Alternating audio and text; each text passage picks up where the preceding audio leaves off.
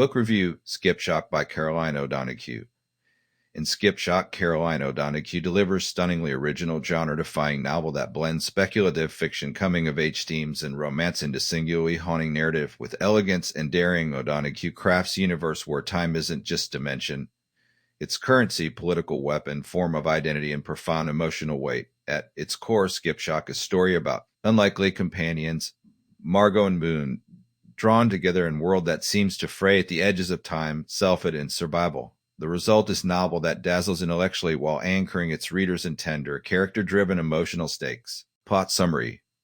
In Skipshock, Caroline O'Donoghue crafts an exhilarating, genre-bending fantasy romance set in a world where time isn't just relative. Its power, richly imagined and emotionally raw, the novel launches duology with propulsive premise in universe ruled by shifting temporal geographies. The closer you are to time's slow flow, the longer you live, and the faster your world moves, the quicker it kills. At the heart of the story is Mar, teenage girl mourning the recent death of her father. Isolated and numb, she's sent to mysterious boarding school in city she's never seen. Her grief has hollowed her out, leaving her untethered from her surroundings. But her journey takes a real turn when, somewhere en route to her new school, she boards the wrong train. Or perhaps the right one.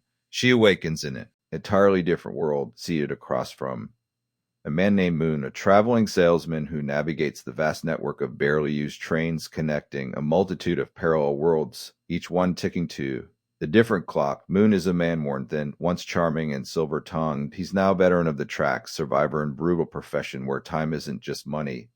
It's life. To work the rails is to barter your youth for access, strategy, and survival.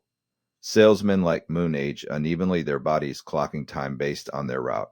Traveling north means speeding through time. Weeks vanish in hours. Southward is where time slows to crawl. In the rich southern worlds, people live extravagantly long lives. The closer you are to time's slowest trickle, the more privilege and status you hold. For salesmen, this geography is deadly. Many die young of skipshock, condition caused by the strain of shifting between temporal zones too quickly. Others are gunned down by the Southern Guard, an authoritarian force bent on preserving the social hierarchy that time has built. Moon's encounter with Margot is more than an accident. It's rupture. She appears on his train with no knowledge of how she got there, yet somehow she adapts. Quickly, the only way to protect her from discovery is to pass her off as junior salesman in training, deception that throws him into dangerous partnership. With each stop, each crossing of timelines, Margot must navigate a world where identities are unstable, politics are temporal, and love may be the most disorienting variable of all. As the novel unfolds through the alternating points of view of Margot and Moon, the reader is drawn deep into their connection. Margot, still reeling from her father's death, finds in Moon fragile stability, but also growing suspicion. Moon is kind but evasive. He's protecting her, but from what or who? Moon, for his part, sees in Margot a chance at redemption. He's made compromises, mistakes, maybe even betrayals.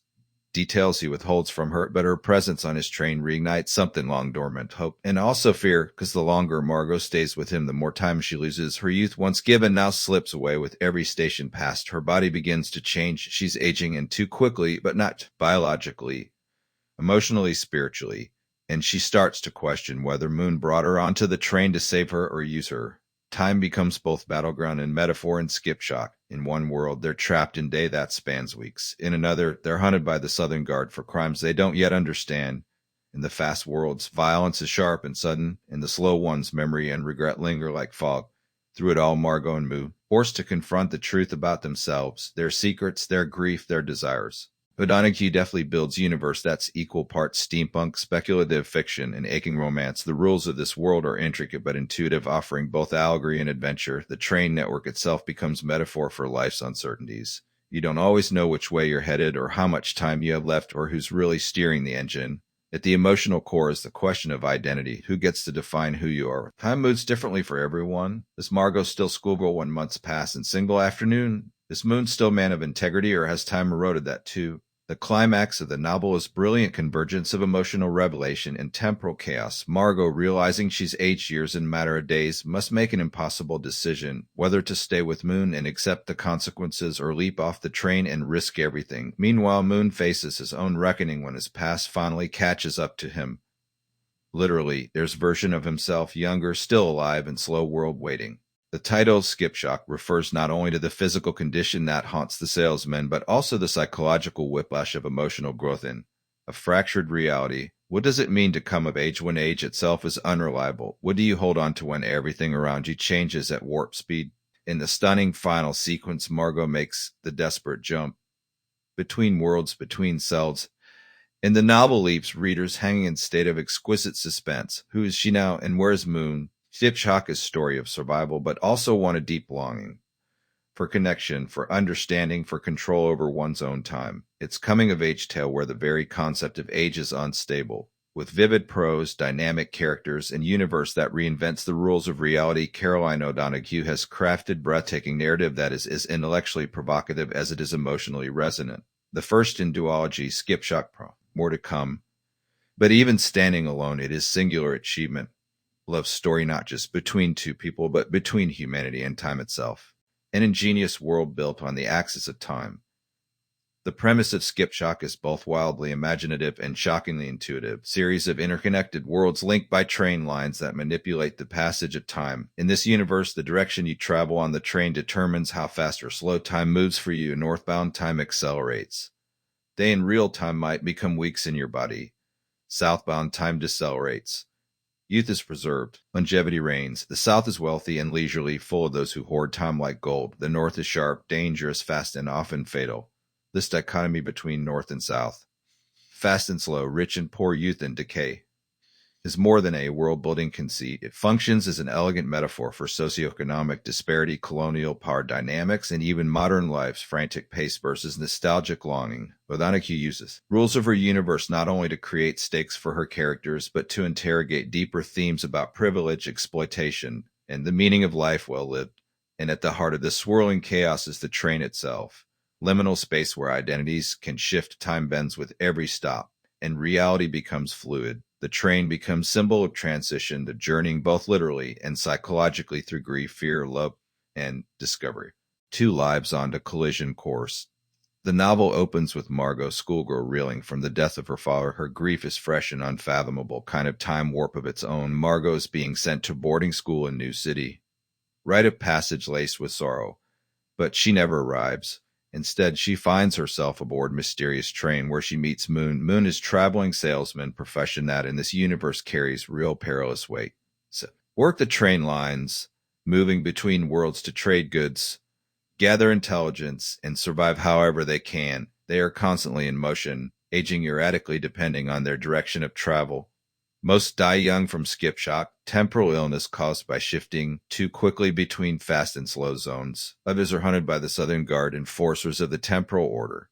When Margot appears in Moon's cabin, he knows she doesn't belong, and that she's in danger. Out of obligation or instinct, he decides to protect her, introducing her as his apprentice. What begins as deception becomes reluctant companionship, and eventually something much more complex and emotionally fraught. The relationship between Margot and Moon anchors the novel, and it's one of the most compelling aspects of the book. O'Donoghue resists easy tropes or romance formulas. Their connection is tender, strange, asymmetrical, and evolving. Older, broken in ways he doesn't fully understand. Margot's young, but the train and grief forces her to mature quickly as time distorts around them, so too does the nature of their bond. O'Donoghue handles this with great sensitivity, allowing moments of warmth and betrayal, trust and suspicion, care and confusion to bloom naturally. A lyrical and layered narrative. O'Donoghue's prose is luminous, poetic, and never overwrought. She writes with the ease of someone fully in command of her fictional world, yet she never forgets the emotional pulse at the center of the narrative. Told in alternating perspectives, Margot and Moon's voices are distinct and deeply human. Margot's chapters are often brimming with wonder, fear, and simmering grief. Moon's are laced with regret, fatigue, and an unrelenting sense. Then the alternating structure works brilliantly to heighten the tension and emotional stakes. We're allowed inside each character's thoughts, which creates painful irony. We know the secrets they keep from each other. We know the lies they tell, the sacrifices they consider, the fears they dare not speak aloud. It's dynamic that keeps the reader emotionally tethered while creating slow-burning suspense. More than that, the structure serves to deepen the themes of the book and world. Time is elastic and reality is unstable. Perspective becomes the only constant. Who you are depends not only on where you are, but when you are, and whose story you believe. Time is politics, grief, and desire. Perhaps the most extraordinary accomplishment of Skipshock is how effortlessly it entwines its world building with its themes. Time in this novel is not just quirk of the setting. It's the core of every character's desire, fear, and sorrow. For Margot, time is something she's lost. Her father's death has rendered her adrift in a world that no longer feels real. Her arrival on the train is like slipping between the cracks of itself. And as she spends more time in fast worlds, aging rapidly, she begins to lose pieces of her childhood. It's an agonizing metaphor for how grief accelerates growth, for how trauma steals innocence. Moon, by contrast, is trying to hold time back. He's lived fast, traveled too far, seen too much. His relationship to time is one of exhaustion and guilt. He's afraid of the past, haunted by the choices that brought him here. But he's also of the future, of what he'll become if he keeps moving. This relationship to time is echoed in the politics of the world. The southern slower worlds are luxurious and stagnant, built on the labor and loss of fast world travelers. There are clear parallels to colonial structures and economic exploitation. The Southern Guard isn't just military force.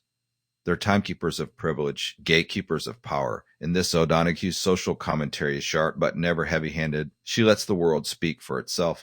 Readers draw their own conclusions about who gets to control time and who pays the price. Romance without easy answers. While Skipshock flirts with romance, it never settles into predictable love story. This is one of its greatest strengths. Margot and Moon's relationship is tender and intimate, but it's also deeply ambiguous. Is their closeness born of survival or something deeper?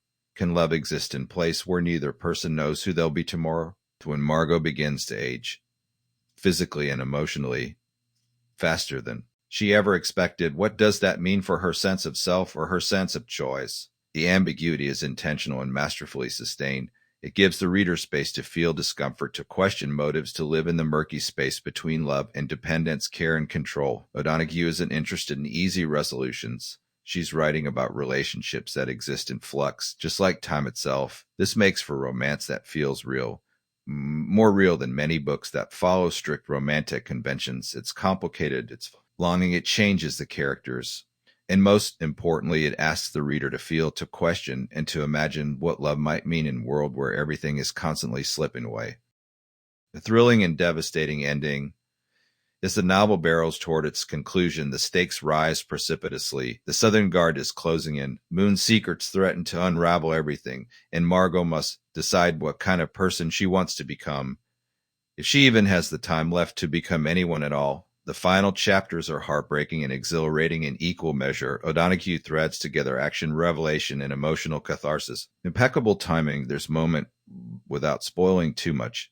When Margot makes literal and figurative leap that redefines everything we thought we knew about her, it's choice rooted not just in survival but in self-definition. It's one of the most powerful moments in the book, and it leaves us with an ending that is at once complete and aching for continuation. As the first book in duology, Skipshock ends with just the right amount of resolution and mystery. Questions remain, fates are uncertain, but the emotional arc lands fully. We know these characters now, we know what they've gained and what they've lost. Final thoughts. Skipshock is a rare kind of novel. Ambitious, strange, and unshakably moving. Caroline O'Donoghue has written a book that challenges the reader intellectually while gripping them emotionally. It's science fiction without technobabble, fantasy without dragons, romance without cliché. Instead, it's something altogether new. Meditation on time, love, grief, and power wrapped in vivid, breathlessly inventive world. Readers looking for high-concept storytelling, lyrical prose, and characters with jagged edges and tender hearts will find much to love here. It's a book that lingers like the echo of train whistle fading into foggy night. Book that asks, what would you trade to have more time? And what would you do if the answer was everything? Whether you're drawn to the speculative brilliance, the emotional depth, or the powerful thematic resonance, Skipshock is one train you won't want to miss. And as the first installment of duology, it promises that the journey has only just begun. Rating 5/5.